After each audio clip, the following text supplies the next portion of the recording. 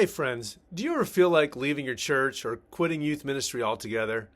Do the demands, conflicts, frustrations ever become so overwhelming that you find yourself fantasizing about working at that incredible church you saw on Instagram or taking that barista job down the street? We've all been there. On today's episode of the Youth Ministry Sherpas Coast to Coast podcast, Brock and I talk about how to achieve longevity in youth ministry, of course, but maybe even at a single church. We've both been doing this for over 30 years. I've been at my church now for 25. And we have an honest and encouraging talk about how we felt, what we've done to survive, and what we've experienced on the other side. It's a conversation so good we did it twice because I forgot to hit the record button the first time. So, roll down the windows and let's get started.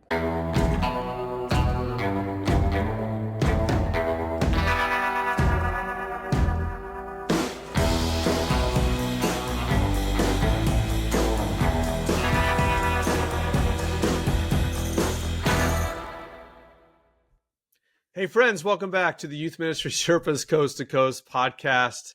My name is Steve Anderson. I'm joined by one of my co-hosts, Brock Morgan. Good morning, Brock. Good morning, Steve. How you doing, man? Doing okay. We are missing our friend Shannon Dunn today. She's got childcare issues, but hey, it's good to be together. It is good to be together. We're missing Shannon. We love her. We do. But man, it's you just got back from a retreat. Yeah. Like literally yesterday. How are you doing? I'm tired. I'm so tired that I forgot to hit record about 30 minutes ago when we started this conversation. That's right. This is the second time I've asked you about your retreat. So frustrating. I am like, it's a miracle that there has ever been a completed episode recorded, edited, produced, and sent to the internet for people to hear because I am a technological wiener. So anyway, we got it figured out. We're back on. We got it figured out. Now, yes. I do want to, like, your retreat, it was with a college student retreat. That's which right. Which is very different than a youth ministry retreat. Yes. I just set it up. So you're kind of, it's a little more laid back, I feel like. I rented a big house out in Western Maryland, and we got kind of snowed in. And we just chilled the whole weekend. I had a ton of food, made food for them, and we did some Bible study together, which they just kind of helped to lead and contribute to. I didn't really teach. And like we said, the last time we almost recorded this, I could go to bed. I could be like, guys, I'm tired. I'll see you in the morning. I don't have to stay up and make sure that they are not doing These are things adults. they shouldn't do. They're adults. Yes, they're it's adults. So different. I'm not programming for 14-year-olds, so it's a lot easier. I come home from a youth retreat, and my hair hurts. I'm so tired. So I am tired, but not as tired as I would You went straight from the retreat to going to youth group last night. That's insane. I'm at the age, you're even older than me, where I would have tried to delegate that off and been like, I'm not even going. I showed up. I had someone teaching for me. But my relational battery was at about 5%. So I was not super engaged with students last night. I was pretty much just present. You're there, you're present. Yeah. But that's exhausting. Well, anyway, you're looking great today. You got some snow. Yeah, I just got done shoveling the driveway. That's good. You're about to go on a bike ride and hit some golf balls. Yeah, it's pretty here. We're January in California is sometimes it can be the beginning of a rainy season. But we're in the 70s. It's sunny. It's beautiful. Yeah. We're not. I told you I went golfing on New Year's Day. Right. I was so happy. That was like my goal. So Start off the year with golf. My goal was to golf every day in 2025, and that dream ended on January 2nd when it was like 24 degrees. Oh, that's unusual for DC though. You're not getting in the 20s. I feel like that's 20s. Anything below 30 is I can't do that. I can't. Right. But I wanted to talk about this idea of contentment. And a couple of the goals of our podcast, we have been in youth work for the long haul. And we want to help youth workers not only though stay in youth ministry for the long haul, but it would be great if they could be in one community, one church for many years. There's beauty in that, and that hasn't been my story. It's been your story, though. And so I think we have two perspectives on this, or two stories that can add to maybe giving some wisdom, because I have, for whatever reason, and a variety of reasons, about every 5 years, I have transitioned to a new ministry, a new church, and where you have been in the same church for 25 years. But I bet there have been times when you have thought, I can't take this anymore. Like, there's had to have been times where there's been times where I was like, I'm talking with my wife and we both make a choice, like, we can't do this anymore. We need to leave. You've been there. You've had to have been there over 25 years. What has kept you staying? Yeah. It was the foundational principle of this whole podcast. Back when I started it with Matthew McCabe, we'd both been at our churches. He'd been at his for probably 15 years and youth ministry for 25. And our original tagline was helping youth workers to keep going. Yeah. And since then, he has not kept going. Well, right. Well, there could be a point where you go, all right. I'm not throwing him under the bus. He was a youth pastor for 30 years. But but I am still going. And yes, you're right. There have been times where I have felt like I was done. The level of frustration had risen to the point where I dreamed of being somewhere else. I would get those emails I still get those emails from the headhunting companies, there's a great opportunity in Des Moines, Iowa for a part-time director of student ministry and worship and women's ministry, whatever. So I get those emails and I do read them, but right. You fantasize a little bit about a little bit. There was even one a couple years ago. It was a big church in Maryland. And I thought, hey, I could go to this church. They have a facility. They have a 4,000 square foot youth only facility. 40,000. I'm sorry, 40,000 square foot youth only facility. Dude. Some huge room. And I could do that. And my wife could still retire from the Maryland State teacher's which pension. is huge. Yes. But that wasn't meant to be. So, the times when I felt so frustrated, it's usually around some kind of leadership issue. My greatest frustrations are usually with a leadership issue with elders or some mission of the church or direction of the church that I'm like, I don't really buy into this, or I disagree with that. And because I'm of a temperament and mindset that's very different than most of our elders and even than a lot of our staff, I have those moments. Well, there's legitimate conflict.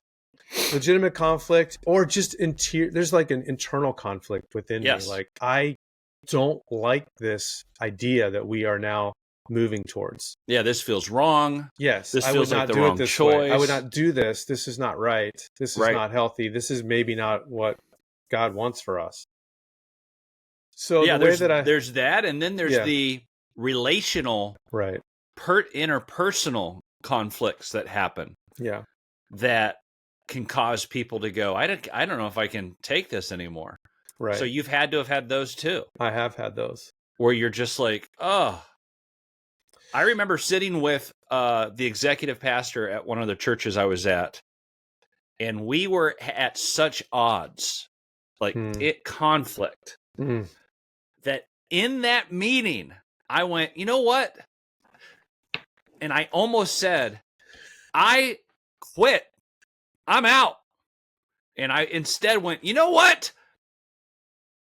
And I just...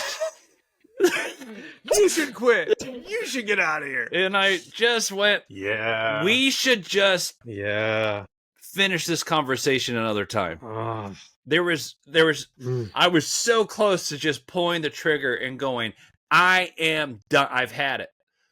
I have come home from meetings just on fire, Brock. I Yes. totally understand that. And, the unfortunate thing is sometimes I come home from that, and the person who has to listen to all my grievances is my wife. Yes. But it's been important for me to have other people to take that Yes. to redirect that to. I remember calling you one time. I was super Yeah. frustrated about something. I have a mentor. I've had a professional coach that has really helped me through some of those conflicts. And I think the one thing my coach really focused on with me was like, first of all, what can you learn from what the other person is saying? I hate Typical. that Yeah, question. I hate that. But then, like, what if you can get through this? He would remind you, because you've been here long enough, that this will soon diminish in importance. That the thing that seems like it's a mountain now that you cannot overcome and is going to drive you to your grave will eventually pass. Yeah. And you'll enter a new season of level and positive and content. And something else will come up later. But the farther away you get from the issues, the smaller the issues look in the rear view mirror. And so part of the nature of longevity is just the grit and perseverance to Yeah. get through those really hard times so that you can get to the new season. I mean, Yeah. I think that's a biblical principle, right? And it's, it totally is a biblical principle, but it's also something that you learn over the long haul. Yeah. And wisdom isn't just learning from your own experiences. It's learning from other people's experiences. From someone like you and I who've been there, we've learned that if we just wait, if we just pause, 9 times out of 10, things are going to calm down. It's going to be okay. And the conflicts will resolve or dissipate, or the inner turmoil will slowly calm down. We've learned over the long haul. And so we can speak to ourselves, And just relax. you'll build strength that way, Brock. Yeah. Because, you've probably had kids on a trip who got terribly homesick. Yeah. And the first reaction is the kid wants to go home. Yeah. They can't imagine staying. It's terrible. Yeah. The parent gets involved. They're like, I can't let my kid suffer. And Exactly. you realize that if the kid goes home, they're forever going to tell themselves, I don't have the strength to get through this. Right. And they'll probably never come on a retreat again. If they go home early, it could be over. So take that principle somewhat within reason. Right. We'll talk about reasons to leave, but take that principle and apply it to your life as a pastor. There are going to be times where you just want to run home. Mm-hmm. You just want to get out. Can't take it anymore. Conflict, stress, whatever, lack of vision, and you want to run and go home. But if you stick it out, you look back and you're like, I'm so glad I learned something from that. It sucked. I'm stronger now. I'm a better leader now. I love people more now. Mm-hmm. I think something good comes out of that. There is some covenantal relational aspects to God's people, the church. You don't want to take that too far. It's like marriage, but it's not. It's, you don't have to stay if things are unhealthy, and we can talk about that in a second. But there is beauty, like in marriage. If we stick this out, the depth of relationship we will have gained. Just think of 1 Corinthians 13. Oh, it applies to pastoral ministry, to youth ministry. I think so. I think there's some principles there. Yes. Patience, kindness. Just hang on. Hope. If you can just hang on. Because most of the time, you're going to be okay. You're going to get through this. I've talked on the show before about some of the blessings I have because I've been at the church for 25 years. Weddings, youth leaders who are former students, a bunch of youth leaders, dear friends now, former students, even my coworker that I hired, former student. relational capital, depth of relationships with families. You know, I go places, I see people, they see me, they know me. You can't replace that. No. You just can't replace the value of that and the benefits of that. Yeah, I mean, I love hearing your stories of college kids coming home from break and or getting home from a gap year and calling you up, can we get coffee? Mm-hmm. And the beauty of still being there is amazing. Now for me, Mm-hmm. about every 5 years, that's been about my average. Mm-hmm. I'm coming up on 5 years at my church right now, Steve. Have you heard of any other jobs that might be out there? And Yeah. this this what I would love to be here an indefinite amount of time, but 2024 was a rough year, and there was a time in which Slingshot Group gave me a call. It was at this time last year. Brock, there's an awesome opportunity. We think you are great for it. The Slingshot Group is this firm that churches hire to help them find youth pastors, different church positions. And Brian Abbey tends to call me. He works at Slingshot Group about every 2 years. Hey, Brock, I have this opportunity. And he gave me a call, and it was at the peak of my frustrations here at work. I'd been here about 4 years. He knows you, Brock. He knows when to call. And I'm feeling frustrated with a few things. I'm feeling frustrated with the board. Yeah. The church boards, they sit in that room. This church governance stuff can take godly people and turn them evil, man. Something happens. You give people who with authority and power, and it can be ugly. I'm feeling frustrated there. I'm feeling frustrated in my relationship with my boss. I told you the first time we recorded this or tried to record it. My analogy was that Slingshot is the Zillow of youth ministry. You know, you just find yourself like doom scrolling through the many options that are available to you. Oh, look at this one. This one has its own office with a parking space and access to the local health club. I'm going to, dude, right? Yeah, exactly. Yeah. What you don't see is the broken foundation and the narcissistic boss and the people who only come to church at Christmas and Easter that represent 90% of the congregation. You don't see that in the Slingshot Zillow ad, right? Well, it's so exactly. So the more I went ahead and talked with this church, and they offered me the job. This is your job. We want you. We have looked at every resume. We have gone online and watched you preach. We have read your books. You're our guy. We want you. It feels kind of good. Oh my gosh. Of course they want me. And they're going to pay you well. And they're going to pay me almost twice as much as I'm making right now. Wow. And so for me, it was just like, but the more I've been at this. Yeah. Can you pass along their information to me? Yeah. But the more I talked with the executive pastor, the more I realized there's this, I'm going to move to a different place, and there's going to be a whole other set of terrible problems.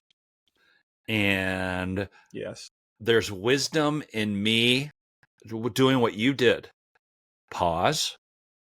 You've had to do this over 25 years a number of times. Pause. Get some wisdom, some perspective from someone else. Make a list of things that I love about where I'm at, some things I'm grateful for, and just kind of waiting. And that's what I did in 2024. I just kind of waited, and I ended up, the problems at my own church started to not feel so big.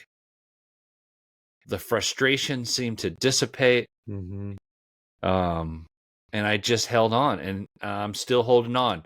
And and I'm grateful. these next 5 years, Brock, Yeah. for you at the bridge Yeah. are going to be exponentially more fruitful than the first 5. I received that, Steve. Receive my prophecy. Because it's true. Yeah. It's true.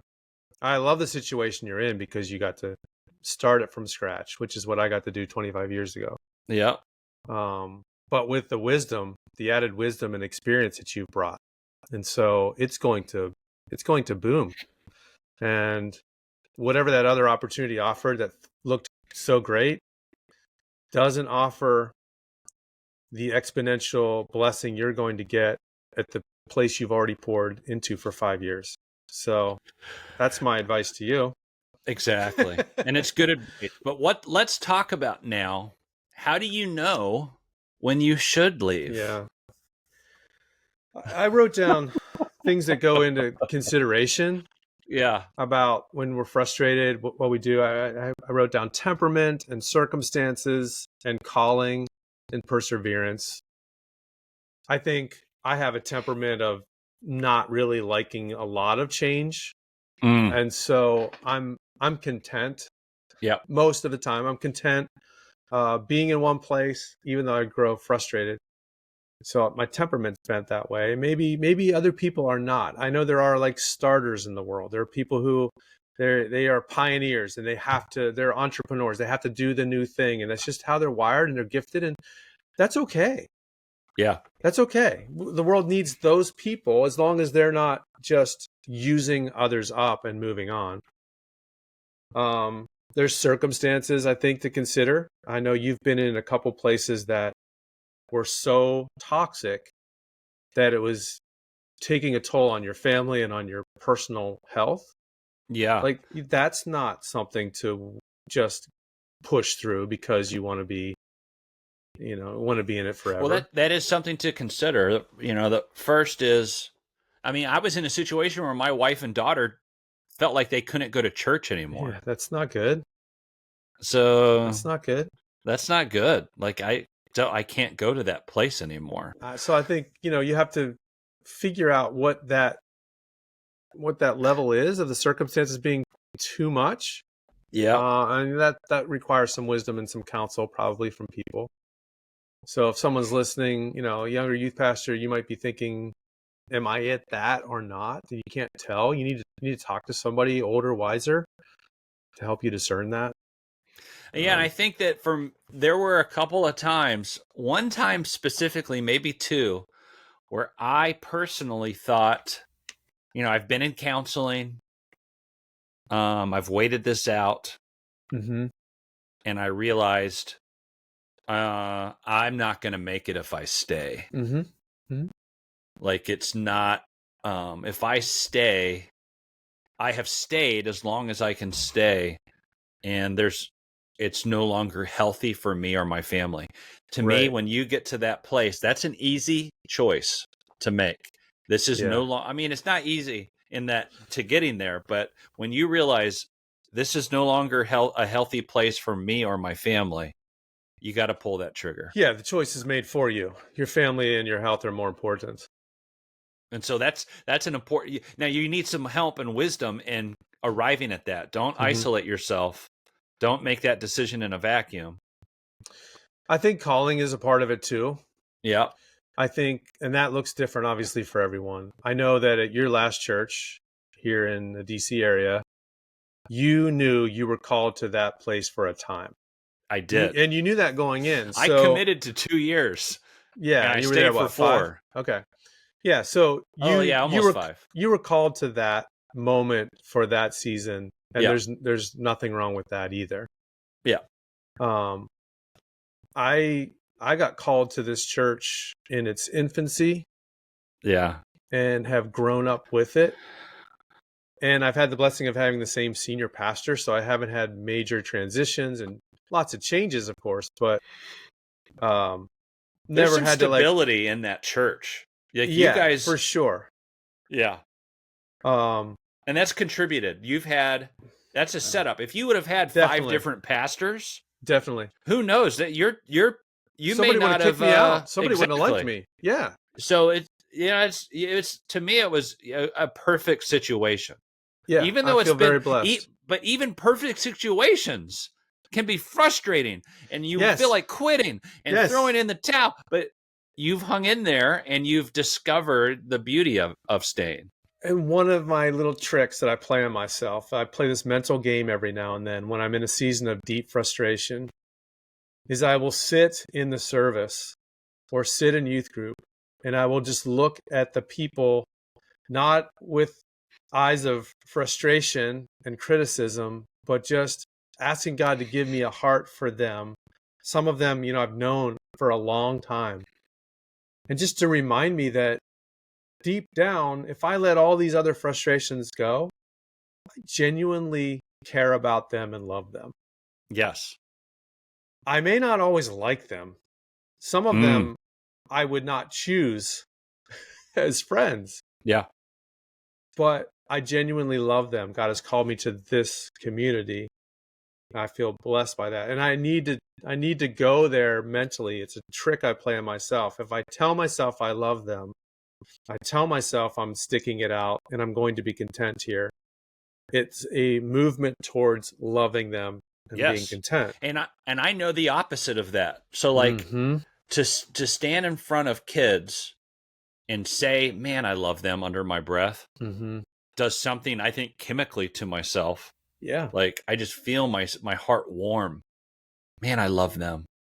But I've also stood there and seen the apathy and the zero attention span, and they're goofing off. They're talking the entire time during I see you talking the entire time during my message, or I see, there she goes to the bathroom for the third time during this talk. This is ridiculous. Were you at my youth group last Yeah. night, Brock? Like I can elevate the frustrations, or I can elevate the warmth and the gratitude and the love. And if I do that, it's going to breed contentment inside of me rather than discontentment and frustration. And it is an act of discipline. And it is a Jedi mind trick that we play on ourselves. Mm-hmm. Mm-hmm.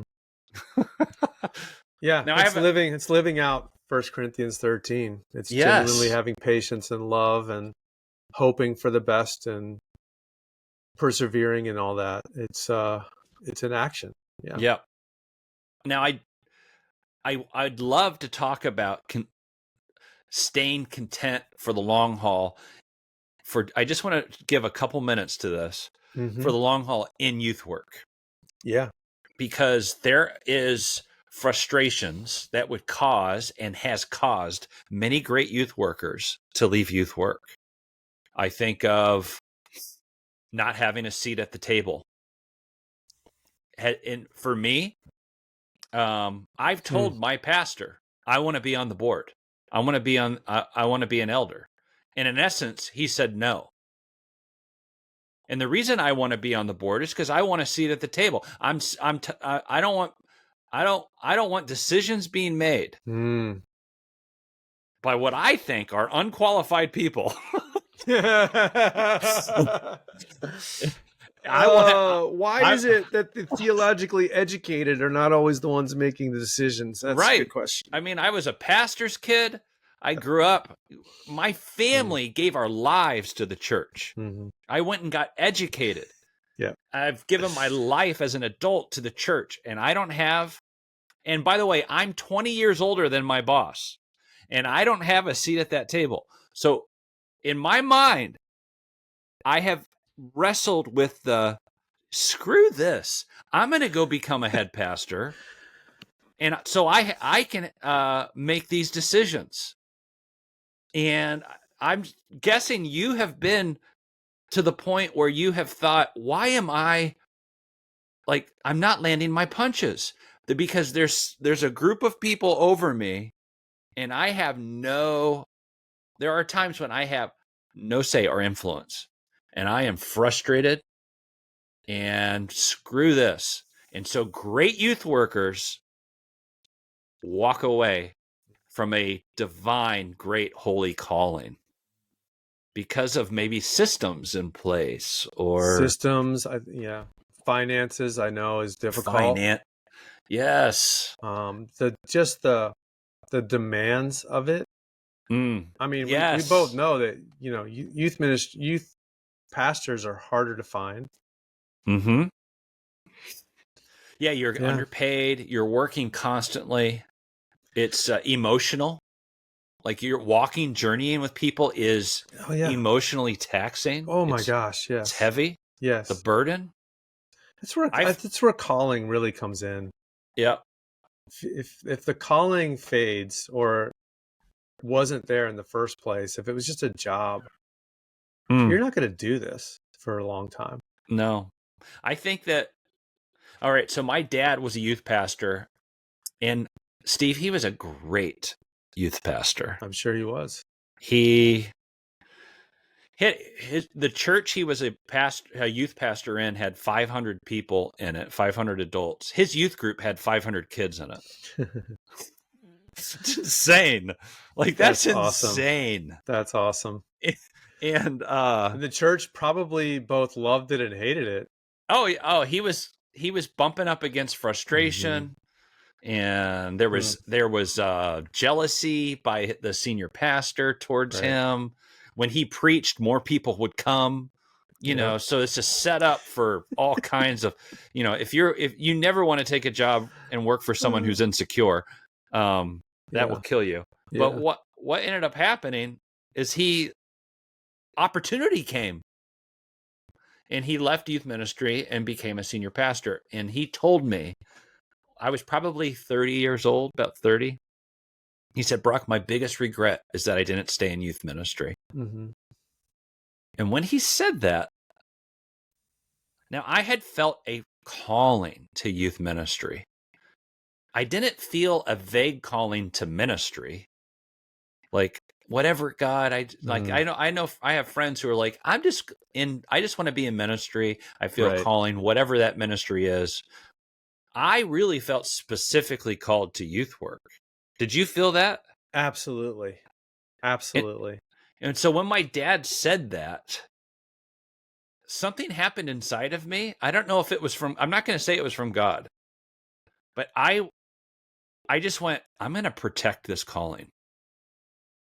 And I've guarded it. Mm-hmm. Mm-hmm. And for better or for worse, I've stayed in it. Yeah. I feel so strongly about that I'm almost like subversively anti other ministry. Because we get the question, well, when are you going to become a real pastor? And of course that's a terrible question, but the response is in my heart is, why would I want to do that? Because that's not my calling. Yeah, calling is definitely for youth ministry. Yeah, so I think that if that is a tough choice, and I've backed off in my I tended in the past to, if someone left youth ministry, I always thought that was a bad idea. What are you doing, man? Yeah, me too. And I've decided I've backed away from being so judgy towards other people. Yeah. But I have protected this calling because at this point, yes. I mean, if God called me to something else, I would go away kicking and screaming. Yep. I still love kids. I still love sitting across the table from them at Starbucks. I still love speaking to them. I go to campus at a public school or whatever, and I leave doing cartwheels. I love what I do. I love meeting with parents. And as I've gotten older, I love that I have a voice to parents' hearts and minds and kids' hearts and minds at the same time. I love that. And if God ever called me somewhere else to a different group of people, let's say that my pastor left the church and the church said, Brock, we want you to step in and be the lead pastor. I could see them doing that. I don't know what I would do, but I don't know, man. I've guarded this. I've guarded it. So if this conversation, if someone has listened to this point, if this conversation could cause 5 youth pastors Yeah. to stick with youth ministry because they have that deep sense of calling to that specific thing, to persevere into year 20 and 25 and 30, whether it be at one church or multiple churches as the circumstances and your temperament provide, that would be a win for us. Yes. That would be a win for us. That would be a win for the kingdom of God. Because the multiplication of the blessings and the influence that takes place between years 5 and 10, and then from year 10 to 20, and hopefully between years 20 to 30, is incalculable. It really is. And you won't see it, and you won't always feel it. In fact, you'll rarely feel it. But you'll be able to step back, see the things that you've overcome, see the challenges that you persevered through, see the way God strengthened you in them, and created in you this incredible wisdom and depth of influence that there's no shortcut to. And so that's the end. That's the end game, right? That's the end game. That's what we're going for. Yeah. Yep. Yeah, I think that ultimately I want as many youth ministry Sherpas out in the world as possible. Right. Sherpa multiplication. Oh, I love it. Good conversation, Brock. Yeah, man. How fun. Well, I hope you find the reserves to push through this year and start to see the blessings on the other side of some of those frustrations from this past year. Yeah. I'm doing what we said. I'm breathing. Yeah. I'm talking it out with people. Yeah. And I'm waiting and I'm counting my blessings. Good. I must remember to do the same. All right. Well, probably have to go enjoy the snow. Yeah. Go get some hot cocoa. I should. I'm going to go get an iced tea. You're going to go out, hit some golf balls, and I'm going to go over here to my right where my little putting mat is. There you go. We'll both be golfing this afternoon. It'll be great. Hey, man. It's a great conversation. Yeah, buddy. If you enjoyed this conversation, want to reach out to us, or if you want to talk through your situation, we would love to chat with you. You can reach out to us at youthministrysherpas@gmail.com. Send us an email. We would love to get in touch with you. So awesome. We'll be back soon with another episode. Sweet. Hey, Brock, thanks for doing this twice today. Yeah. All right. All right, man. Talk to you soon. Bye.